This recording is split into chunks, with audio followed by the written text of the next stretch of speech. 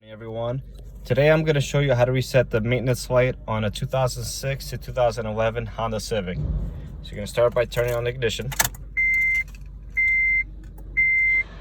As you can see, this customer's way overdue. So we're going to start by, usually that says a percentage, 50%, 15%, or 20, 30%, 40%, whatever it may be. If you want to do it early, sometimes people don't really go by the maintenance minder.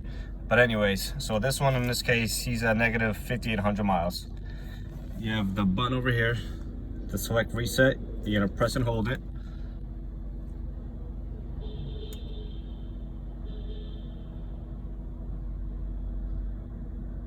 You're gonna wait until everything starts flashing. So now you're gonna release the select reset and press and hold it again.